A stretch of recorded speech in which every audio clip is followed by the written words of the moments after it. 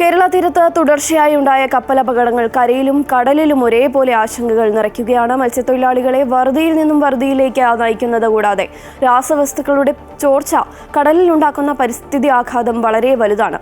എന്നാൽ ഇവയൊന്നും സർക്കാർ കണക്കാക്കുന്നില്ലെന്നാണ് മത്സ്യത്തൊഴിലാളി സംഘടനകളുടെ പരാതി.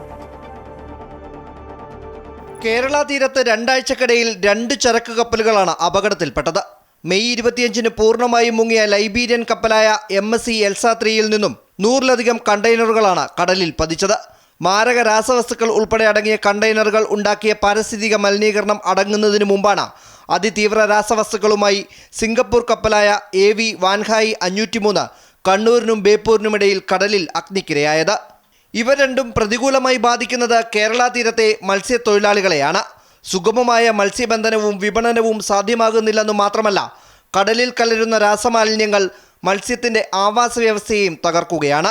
ഇന്ന് കടൽ തീരം ഒരു കെമിക്കൽ കൊണ്ട് നിറയുകയും കണ്ടെയ്നർ കൊണ്ട് നിറയുകയും ചെയ്തിരിക്കുന്ന ഒരു സ്ഥിതിവിശേഷമാണ് ഇന്ന് കേരളത്തിൻ്റെ കടൽ തീരത്തുണ്ടായിരിക്കുന്നത്. അതുപോലെ തന്നെ കടൽ തീരത്ത് ഈ തമിഴ്നാട് മുതൽ കാസർഗോഡ് വരെ ഈ പല്ലറ്റ്സുകൾ, ഈ ചെറിയ പ്ലാസ്റ്റിക് ധാരാളമായി അവിടെ കരക്കടിഞ്ഞ് കിടക്കുകയാണ്. ഇത് തീരപ്രദേശത്ത് വലിയൊരു ഭീഷണി നേരിടുകയാണ്. ഇതിനകത്തൊരു നടപടിയും സർക്കാരിൻ്റെ ഭാഗത്തുനിന്നോ കമ്പനിയുടെ ഭാഗത്തുനിന്നോ ഉണ്ടായിട്ടില്ല. കടലിൻ്റെ അടിത്തട്ട് മുഴുവനും വിഷാംശം നിറഞ്ഞു നിൽക്കുന്ന ഒരു സ്ഥിതിയാണ്.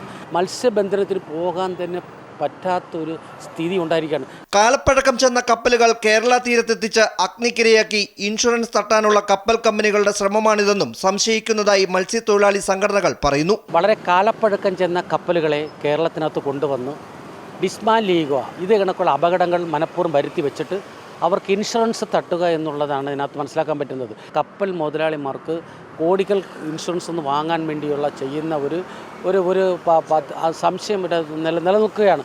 മത്സ്യത്തിൻ്റെ പ്രജനനകാലത്ത് കേരള തീരത്തുണ്ടായിട്ടുള്ള രാസമലിനീകരണം മത്സ്യസമ്പത്ത് ഇല്ലാതാക്കുന്നതിനും കാരണമാകും. രാസമാലിന്യങ്ങളുടെ പ്രത്യാഘാതം മാറാൻ വർഷങ്ങൾ എടുക്കുമെന്നാണ് ശാസ്ത്രലോകത്തിൻ്റെ വിലയിരുത്തൽ. അമൃത ന്യൂസ്, തിരുവനന്തപുരം.